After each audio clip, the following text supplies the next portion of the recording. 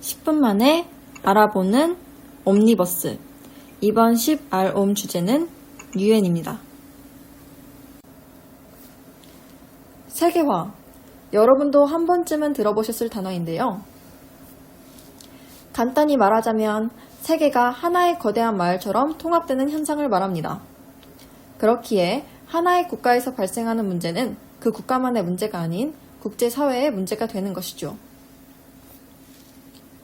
이것을 우리는 국제문제라고 부르며 국제문제는 개인이나 개별 국가의 노력만으로는 해결할 수 없다는 특징을 보입니다.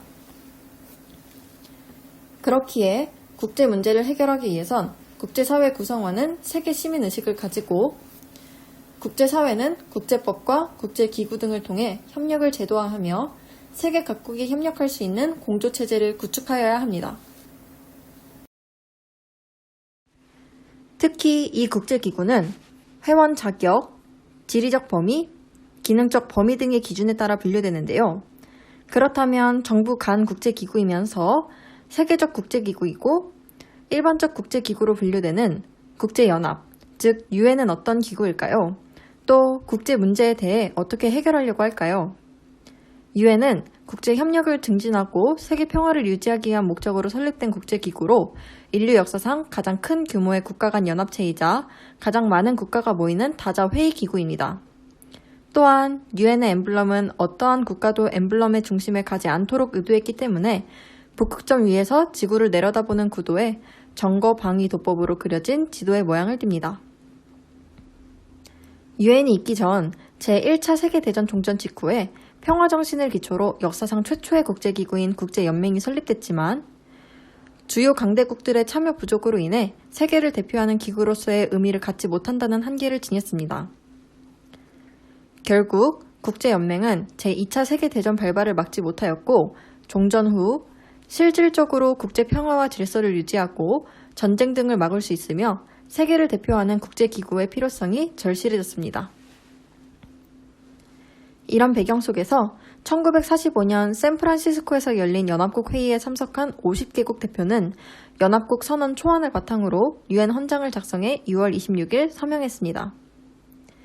그해 10월 24일 헌장이 미국, 영국, 프랑스, 소비에트 연방, 중화민국과 46개의 타 국가 동의로 발효하면서 유엔이 출범했습니다.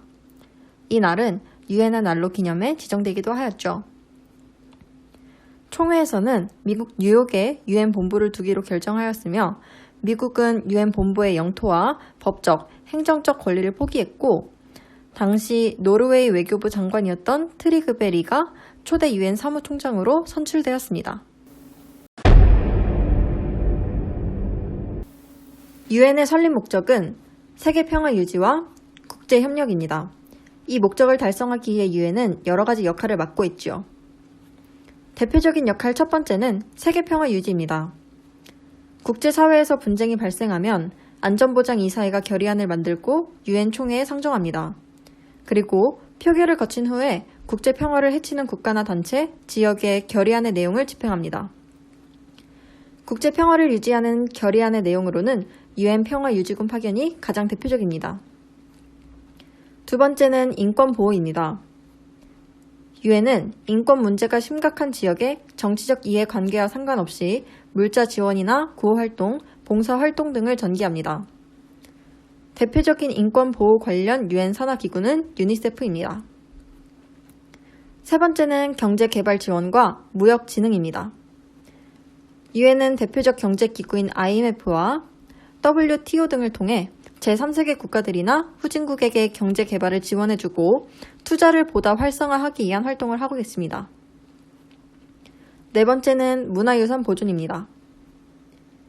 유엔은 산하기구인 유네스코를 중심으로 세계유산, 세계기록물유산, 세계무형유산을 지정하여 그것들을 보존하고 관리하는 역할을 합니다. 유엔은 6개의 핵심 기구로 구성되어 있습니다. 바로 유엔 회원국 대표로 구성되는 유엔의 최고 기관이자 중심 기관으로서의 기능을 수행하는 유엔 총회, 국제 평화 및 안전 유지에 대한 1차적인 책임 및 유엔 회원국에 대해 구속력을 갖는 결정을 하는 유엔 안전보장이사회, 국제 경제, 사회, 문화, 교육, 보건 및 관련 사항에 대한 연구와 보고 및 권고 또는 발의하는 유엔 경제사회이사회, 유엔의 운영과 사무를 총괄하는 유엔 사무국, 국가 간 분쟁을 국제법으로 해결하는 유엔 국제사법재판소, 마지막으로 신탁통치제도하에 있는 신탁통치지역 행정을 감독하여 해당 지역의 주민의 복지를 증진시키고 자치 또는 독립으로의 점진적 발전을 도모하는 유엔 신탁통치이사회가 해당됩니다.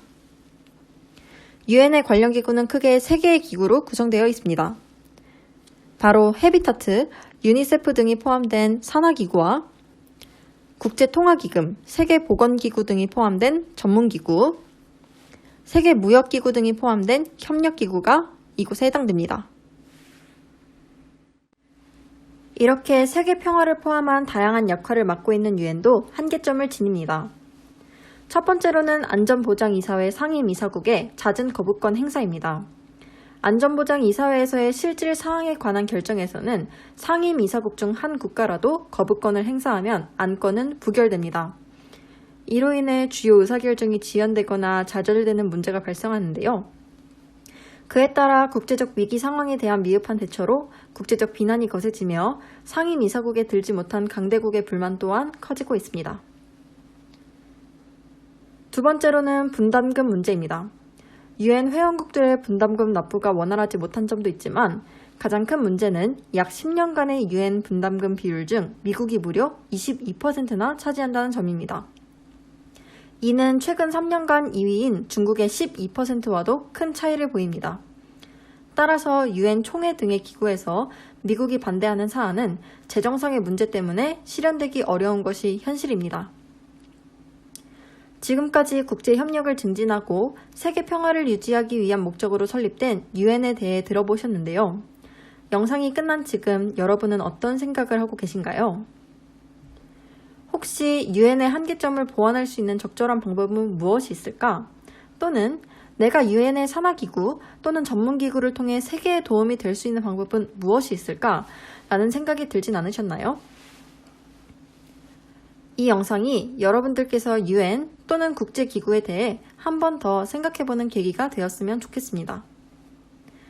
오늘의 시바롬은 여기까지입니다.